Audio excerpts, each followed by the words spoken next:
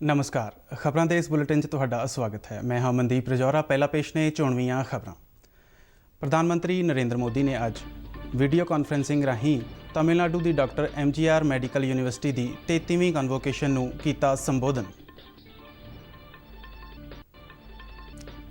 प्रधानमंत्री ने अज वर्चुअल माध्यम राही जम्मू कश्मीर में हो रही दूजियां खेलो इंडिया राष्ट्रीय विंटर खेडों का कीता उद्घाटन।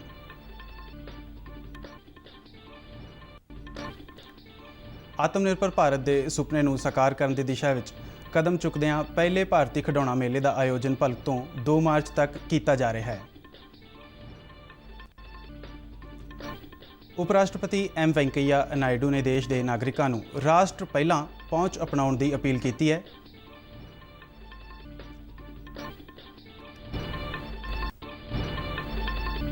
केंद्रीय सिक्ख्या मंत्री रमेश पोखरियाल निशंक ने कहा है कि कौमी सिक्ख्या नीति 2020 21वीं सदी दीयां लोड़ां मुताबक भारतीय सिक्ख्या नीति के नज़रिए नूं बदलण लई राह पद्धरा करेगी।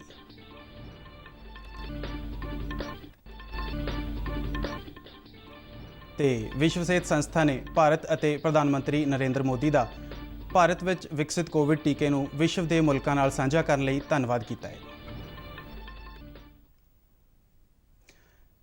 ते हुण खबरां विस्तार नाल। प्रधानमंत्री नरेंद्र मोदी ने अज वीडियो कॉन्फ्रेंसिंग राही तमिलनाडु की डॉक्टर MGR मैडिकल यूनिवर्सिटी की 33वीं कन्वोकेशन नूं संबोधन किया। इस मौके बोलदिआं प्रधानमंत्री नरेंद्र मोदी ने कोरोना महामारी दौरान खेतर ते सेहत कामिਆਂ ਵੱਲੋਂ पाए गए वड्डे योगदान की शलाघा की। उन्होंने कहा कि सरकार आत्मनिर्भर भारत अभियान तहत सेहत खेतर लई वड्डे कदम पुट रही है। उन्होंने कहा कि सरकार की आयुष्मान भारत विश्व की सब तो वड्डी सेहत योजना है। उन्होंने कहा कि पिछले 6 सालों दौरान देश के मैडिकल कालजां विच 300 MBBS सीटां वधाईआं गईआं ने। प्रधानमंत्री ने कहा कि देश के ਵੱਖ-ਵੱਖ हिस्सों में स्थित 15 एम्स नूं अपडेट किया गया है और तमिलनाडु में 11वें नवे मैडिकल कालज स्थापित किए गए हैं। उन्होंने कहा कि कोरोना महामारी दौरान किए काम नाल डॉक्टरी पेशे नाल जुड़े व्यक्तियों का सन्मान होर वधिया है। Tamil Nadu has been known for its medical education. To further help our youth from the state, our government had permitted the establishment of 11 new medical colleges in the state. प्रधानमंत्री ने कहा कि उन्होंने सब तो वध खुशी इस गल की है कि यूनिवर्सिटी की कन्वोकेशन में डिग्री लैण वाले विद्यार्थियों में 70% महिला उम्मीदवार ने। उन्होंने सारे विद्यार्थियों को सुनहरे भविख लई शुभकामनावां दित्तियां ने। इस कन्वोकेशन में तमिलनाडु के राज्यपाल बनवारी लाल पुरोहित तो इलावा मौजूदा और साबका उप कुलपतियों ने भी शिरकत की। इस कन्वोकेशन में कुल 17,591 उम्मीदवारों को डिग्रियां दित्तियां गईआं।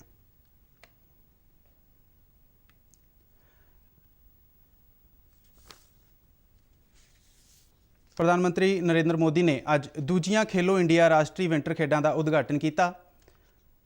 ये खेडां जम्मू कश्मीर में करवाईयां जा रही ने। इस मौके उद्घाटनी भाषण में प्रधानमंत्री नरेंद्र मोदी ने कहा कि ये खुशी की गल है कि इन्हां खेडों में खिडारियों की गिणती पिछले साल दीयां खेडों नालों दुगनी हो गई है, जो देश में खेडों प्रति वध रहे रुझान नूं दर्शाउंदी है। उन्होंने कहा कि सारे देश विचों आए खिडारी एक भारत श्रेष्ठ भारत की भावना दर्शा रहे हैं। प्रधानमंत्री ने कहा कि पिछले साल जम्मू ते कश्मीर ने इन्हां खेडों में बेहतरीन प्रदर्शन किया सी। उन्होंने कहा कि इस वरे दी जम्मू कश्मीर के नाल मुल्क भर चों आए खिडारी बेहतर प्रदर्शन कर रहे हैं। उन्होंने कहा कि जम्मू कश्मीर शांति ते अमन दीयां बुलंदियां वल जा रहा है। प्रधानमंत्री ने कहा कि जम्मू कश्मीर में 2 खेलो इंडिया एक्सलेंस सेंटर और 2 जिलों में खेलो इंडिया सेंटर स्थापित करके खिडारियों को अति आधुनिक वधिया सहूलतां दित्तियां जा रही हैं। दूसरा संस्करण शुरू हो रहा है। ये इंटरनेशनल विंटर गेम्स में भारत की प्रभावी उपस्थिति के साथ ही जम्मू कश्मीर को इसका एक प्रमुख हब बनाने की तरफ बहुत बड़ा कदम है। मैं जम्मू कश्मीर को और देश भर से आए सभी खिलाड़ियों को बहुत बहुत शुभकामनाएं देता हूं।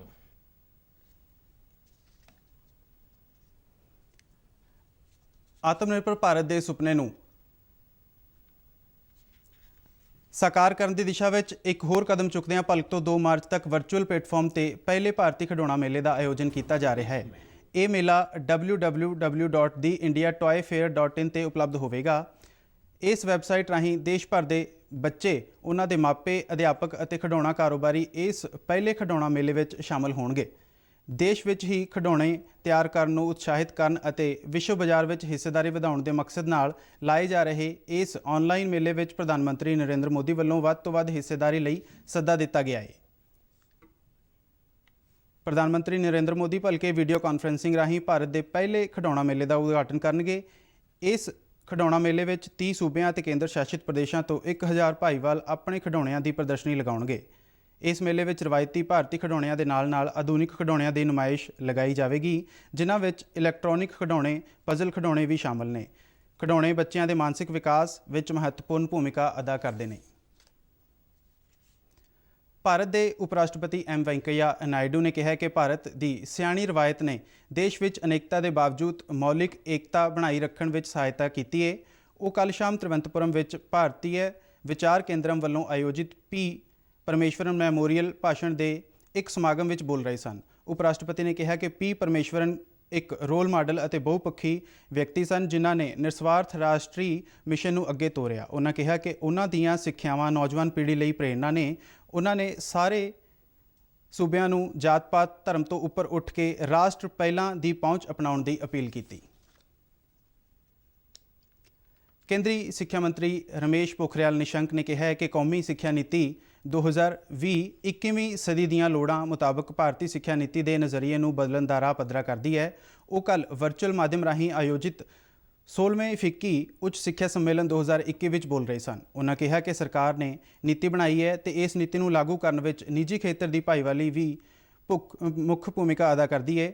ਉਹਨਾਂ ਕਿਹਾ ਕਿ ਪਹੁੰਚ, ਬਰਾਬਰਤਾ, ਮਿਆਰੀ, ਕਿਫਾਇਤੀ ਅਤੇ ਪਾਰਦਰਸ਼ਤਾ ਦੇ ਮੂਲ ਥੰਮਾਂ ਦੀ ਉਸਾਰੀ ਲਈ ਕੌਮੀ ਸਿੱਖਿਆ ਨੀਤੀ 2020 ਟਿਕਾਉਣਯੋਗ ਵਿਕਾਸ ਅਤੇ 2030 ਦੇ ਏਜੰਡੇ ਨਾਲ ਮੇਲ ਖਾਂਦੀ ਹੈ।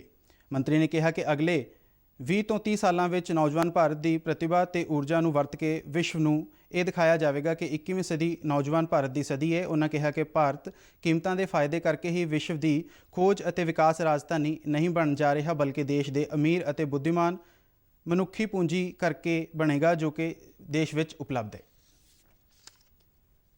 ਸੜਕੀ ਆਵਾਜਾਈ ਤੇ ਸ਼ਾਹਾਂ ਬਾਰੇ ਮੰਤਰੀ ਨਿਤਿਨ ਗਡਕਰੀ ਨੇ ਕਿਹਾ ਕਿ ਜੇਕਰ ਸਵਦੇਸ਼ੀ ਆਟੋ ਉਤਪਾਦਕ ਸਥਾਨਕ ਬਣੇ ਹੋਏ ਪੁਰਜਿਆਂ ਪ੍ਰਤੀ ਗੰਭੀਰ ਨਾ ਹੋਏ ਤਾਂ ਸਰਕਾਰ ਆਟੋ ਉਦਯੋਗ ਵਿੱਚ ਵਰਤੇ ਜਾਣ ਵਾਲੇ ਸਾਜੋ ਸਮਾਨ ਦੀ ਦਰਾਮਦ ਦੀ ਕਸਟਮ ਡਿਊਟੀ ਵਧਾ ਦੇਵੇਗੀ। ਬੀਤੇ ਦਿਨ 6ਵੇਂ automotive component manufacture association of India ਦੇ ਤਕਨਾਲੋਜੀ ਸੰਮੇਲਨ ਵਿੱਚ ਵੀਡੀਓ ਕਾਨਫਰੰਸਿੰਗ ਰਾਹੀਂ ਬੋਲਦਿਆਂ ਗਡਕਰੀ ਨੇ ਦੁਹਰਾਇਆ ਕਿ ਉਦਯੋਗਾਂ ਨੂੰ ਦਰਾਮਦ ਬੰਦ ਕਰਨ ਦੀ ਲੋੜ ਹੈ ਅਤੇ ਆਟੋ ਉਦਯੋਗ ਨੂੰ ਵਾਜਬ ਕੀਮਤਾਂ ਤੇ ਦਰਾਮਦ ਕਰਨ ਵਾਲੇ ਸਾਜੋ ਸਮਾਨ ਲਈ ਚੰਗੇ ਵਿਕਲਪ ਵਿਕਸਿਤ ਕਰਨ ਦੀ ਲੋੜ ਹੈ। ਉਹਨਾਂ ਕਿਹਾ ਕਿ ਆਟੋ ਉਤਪਾਦਨ ਕੰਪਨੀਆਂ ਨੂੰ ਉਦਯੋਗ ਦੇ ਸਥਾਨੀਕਰਨ ਬਾਰੇ ਗੰਭੀਰ ਹੋਣ ਦੀ ਲੋੜ ਹੈ। ਕੇਂਦਰੀ ਮੰਤਰੀ ਨੇ ਕਿਹਾ ਕਿ ਇਸ ਉਦਯੋਗ ਵੱਲੋਂ ਮੇਕ ਇਨ ਇੰਡੀਆ ਮੁਹਿੰਮ ਨੂੰ ਸਮਰਥਨ ਕਰਨ ਦਾ ਸਮਾਂ ਹੈ। ਵਿਸ਼ਵ ਸਿਹਤ ਸੰਸਥਾ ਦੇ ਡਾਇਰੈਕਟਰ ਜਨਰਲ ਡਾਕਟਰ ਟੈਡਰੋਸ ਗੈਬਸੀਸ ਨੇ ਭਾਰਤ ਅਤੇ ਪ੍ਰਧਾਨ ਮੰਤਰੀ ਨਰਿੰਦਰ ਮੋਦੀ ਦਾ ਟੀਕਾ ਬਰਾਬਰਤਾ ਦੇ ਸਮਰਥਨ ਲਈ ਧੰਨਵਾਦ ਕੀਤਾ ਹੈ। ਉਹਨਾਂ ਕਿਹਾ ਕਿ ਭਾਰਤ ਦੁਆਰਾ ਕੋਵੈਕਸ ਅਤੇ ਕੋਵਿਡ-19 ਟੀਕੇ ਨੂੰ ਵਿਸ਼ਵ ਮੁਲਕਾਂ ਵਿੱਚ ਸਾਂਝਾ ਕਰਨ ਦੀ ਵਚਨਬੱਧਤਾ ਨੇ ਤਕਰੀਬਨ ਵਿਸ਼ਵ ਭਰ ਵਿੱਚ 60 ਮੁਲਕਾਂ ਦੀ ਮਦਦ ਕੀਤੀ ਹੈ। ਵਿਸ਼ਵ ਸਿਹਤ ਸੰਸਥਾ ਦੇ ਡਾਇਰੈਕਟਰ ਜਨਰਲ ਨੇ ਕਿਹਾ ਕਿ ਭਾਰਤ ਦੁਆਰਾ ਟੀਕਾ ਬਰਾਬਰਤਾ ਨੇ ਟੀਕਾ ਪ੍ਰਾਪਤ ਕਰਨ ਵਾਲੇ ਮੁਲਕਾਂ ਵਿੱਚ ਸਿਹਤ ਕਾਮਿਆਂ ਅਤੇ ਹੋਰ ਤਰਜੀਹੀ ਗਰੁੱਪਾਂ ਲਈ ਟੀਕਾਕਰਨ ਪ੍ਰੋਗਰਾਮ ਸ਼ੁਰੂ ਕਰਨ ਲਈ ਮਦਦ ਕੀਤੀ ਹੈ। ਉਹਨਾਂ ਆਸ ਪ੍ਰਗਟ ਕੀਤੀ ਹੈ ਕਿ ਬਾਕੀ ਮੁਲਕ ਵੀ ਭਾਰਤ ਦੇ ਪੈੜ ਚਿੰਨ੍ਹਾਂ 'ਤੇ ਚੱਲਣਗੇ।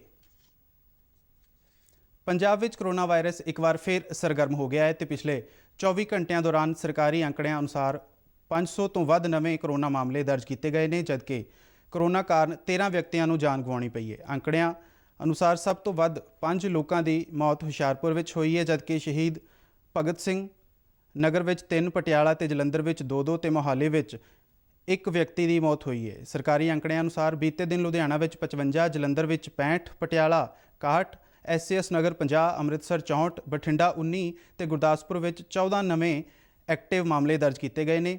ਇਸੇ ਦੌਰਾਨ ਪੰਜਾਬ ਵਿੱਚ ਵੀ ਕੋਵਿਡ-19 ਖਿਲਾਫ ਟੀਕਾਕਰਨ ਮੁਹਿੰਮ ਜਾਰੀ ਕੀਤੀ ਗਈ ਹੈ। ਬੀਤੇ ਦਿਨ 8892 ਵਿਅਕਤੀਆਂ ਨੂੰ ਕੋਵਿਡ ਵੈਕਸੀਨ ਦੀ ਪਹਿਲੀ ਖੁਰਾਕ ਦਿੱਤੀ ਗਈ। ਇਹਨਾਂ ਵਿੱਚ ਸਿਹਤ ਕਾਮੇ ਅਤੇ ਪਹਿਲੀ ਕਤਾਰ ਦੇ ਕਾਮੇ ਸ਼ਾਮਲ ਨੇ। ਹੁਣ ਤੱਕ ਪੰਜਾਬ ਵਿੱਚ ਕੋਵਿਡ-19 ਦੀ ਪਹਿਲੀ ਖੁਰਾਕ ਲੈਣ ਵਾਲਿਆਂ ਦੀ ਗਿਣਤੀ 1,48,000 66 ਹੋ ਗਈ ਹੈ। ਤੇ ਇਸ ਦੇ ਨਾਲ ਹੀ ਖਬਰਾਂ ਦਾ ਇਹ ਬੁਲੇਟਿਨ ਖਤਮ ਹੁੰਦਾ ਹੈ। ਦਿਓ ਇਜਾਜ਼ਤ, ਨਮਸਕਾਰ।